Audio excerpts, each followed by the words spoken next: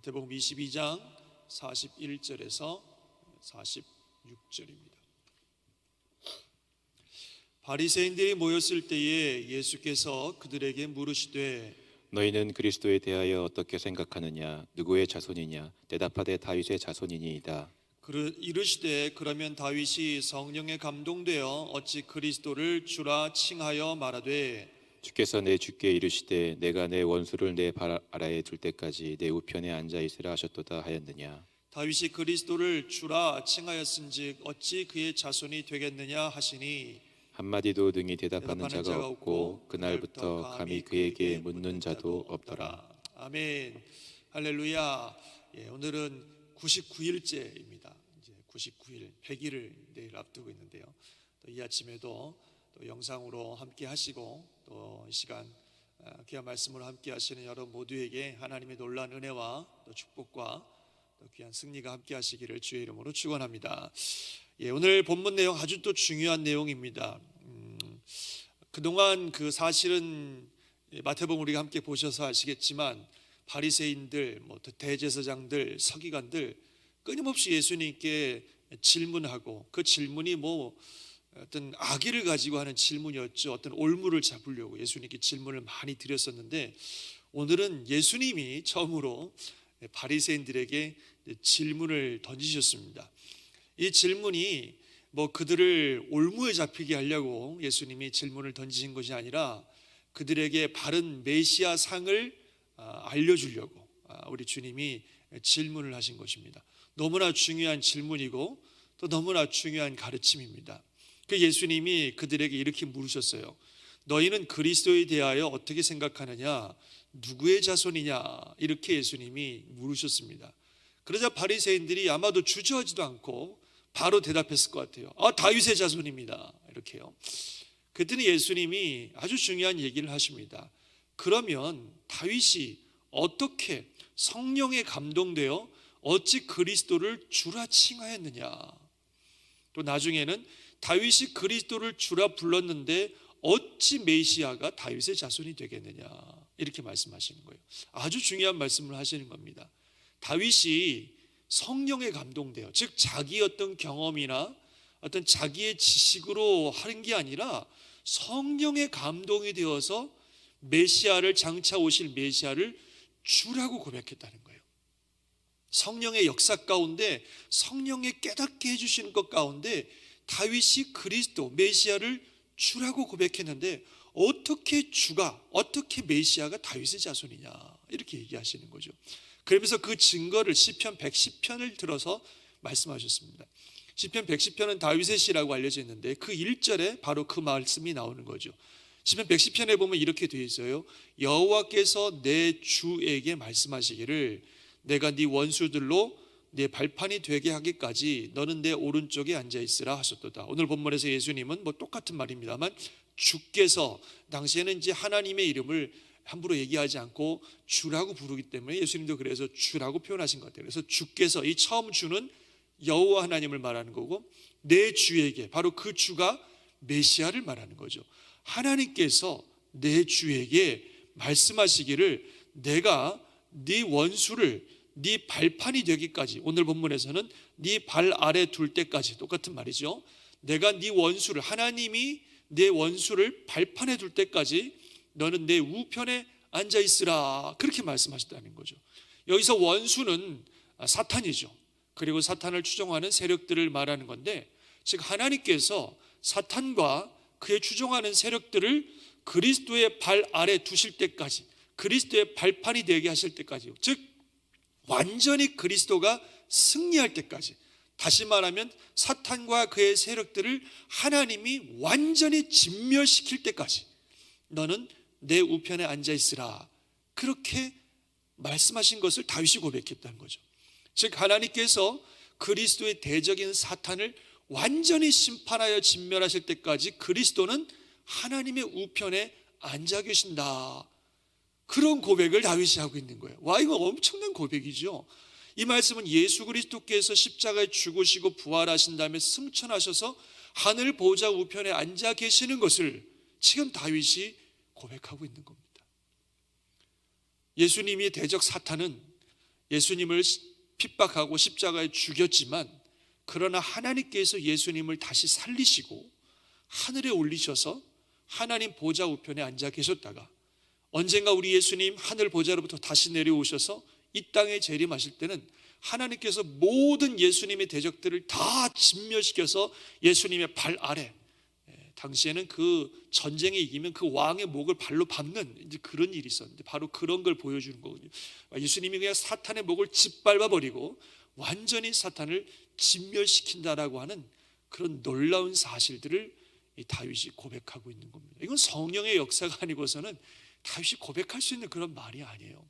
정말 하나님께서 성령 역사를 통해 다윗에게 역사하시고, 다윗이 그 성령의 역사를 통해서 장차 오실 그 메시아의 십자가의 죽으심과 부활과 하늘에 승천되어서 하나님 우편에 앉아 계시다가 이 땅에 완전한 심판주로 오실 이 놀라운 역사들을 다윗이 지금 고백하고 있는 겁니다. 그래서 다윗은 장차 오실 메시아를 주라고 고백하고 있어요. 다윗의 고백에 보면 예수님의 인용에 하면 여호와께서 내 주를, 그래서 예수님은 주께서 내 주를, 그러니까 다윗은 지금 메시아를 하나님과 똑같이 부르고 있는 거예요. 하나님도 주라고 고백하면서 메시아 되신 그분도 주라고 고백했다고 하는 거죠. 그래서 이 말씀을 통해서 그리스도가 단순히 다윗의 자손이 아니라 그리스도는 하나님이시다, 다윗의 자손이 아니라 하나님의 아들이고 하나님 그분이고 여호와 그분이고 온 세상을 다스릴 심판자가 되신다는 사실을 예수님께서 말씀하고 계시는 겁니다. 당시 바리새인들을 비롯한 유대인들은요, 그리스도를 단순히 다윗의 자손으로만 생각했어요.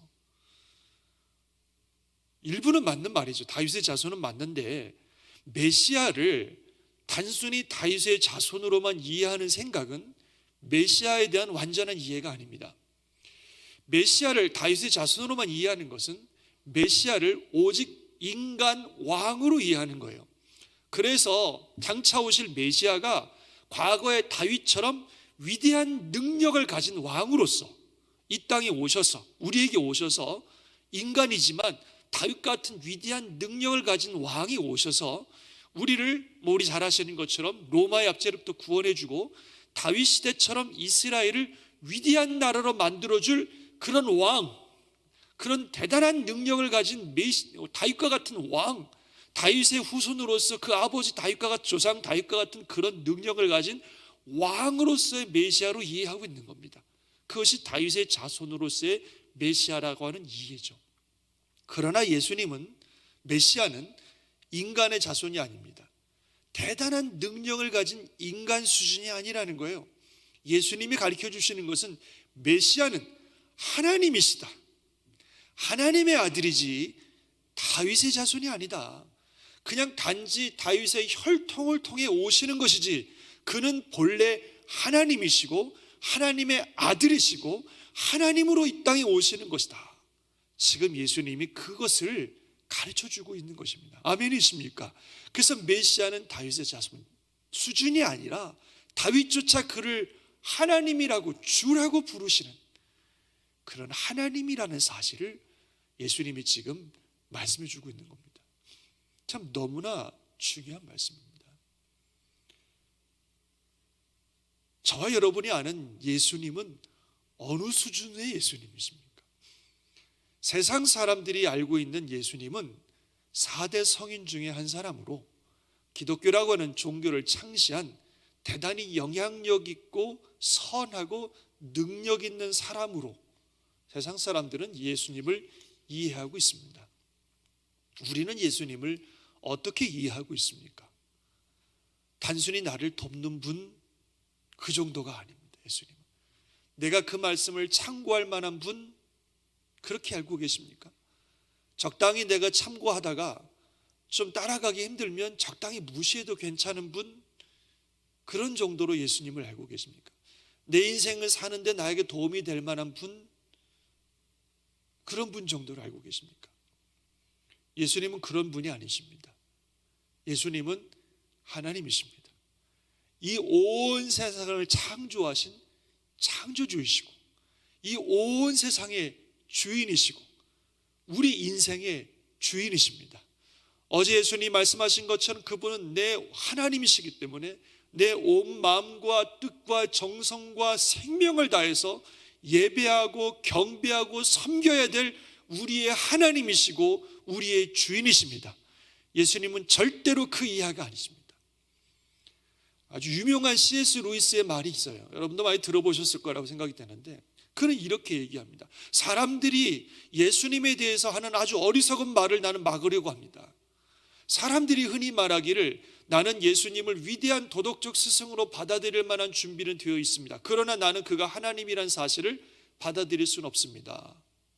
그렇게 얘기하는데 그건 우리가 절대로 하지 말아야 될 말입니다. 어떤 사람이 단순히 인간이면서 예수님이 했던 그런 말을 했다면 그는 위대한 도덕적 스승일 수가 없습니다. 그는 미친 사람이든지 아니면 지옥의 악마일 것입니다. 당신은 분명히 선택해야 됩니다.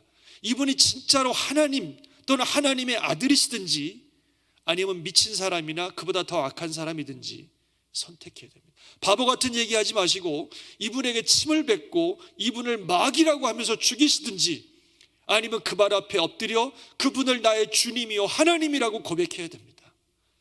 그분은 단순히 위대한 선생, 위대한 사람이었다는 그런 말도 안 되는 말도 하지 마십시오. 예수님은 그런 여지를 우리에게 절대로 남겨두지 않으셨습니다. 아주 중요한 이야기를 했어요. 예수님은 위대한 도덕적 스승이나 대단한 능력을 가진 어떤 사람이라고 하는 분이 아닙니다. 그분은 온 세상의 창조주고 나의 인생의 주인이셔서 내가 그분의 발 앞에 엎드려 경배할 하나님이시든지 아니면 아니든지 둘 중에 하나인 거지. 적당히 중간에서 그렇게 위대한 도덕적 스승이나 나를 도와줄 분이나 그냥 내가 참고할 만한 분이라 그럴 정도의 수준이 아니시라는 거예요. 그분은 저와 여러분의 인생의 주인이시고 우리 온 삶을 다하여 경배하고 따라가야 될 분이십니다. 그 이하는 예수님에 대한 바른 이해도 아니고 예수님에 대한 바른 고백도 아니고 예수님에 대한 바른 자세도 아닙니다. 나의 주님, 내 인생을 따라갈, 내 인생을 바쳐 따라갈 나의 하나님이라고 고백하고 따라가야 될 분입니다. 믿든지 안 믿든지 전심으로 따르든지 아니든지 둘 중에 하나지 중간은 없습니다. 예수님은 그런 분이 아니십니다. 이 아침에 저와 여러분이 다시 한번 결단할 수 있기를 주의 이름으로 축원합니다. 정말 예수님을 나의 전생애를 따라 나의 온 삶을 바쳐 따라갈 내 인생의 주인이시고 이 온 세상을 창조하신 창조주이시고 장차 다시 오셔서 이 땅을 심판하실 심판주라는 사실을 분명히 믿고 우리의 마음과 뜻과 정성과 삶을 다하여 주님을 따라가는 그런 마음의 결단과 삶이 있으시기를 주님의 이름으로 축원합니다. 우리 주님의 역사가 저와 여러분과 함께 하실 줄 믿습니다. 아멘.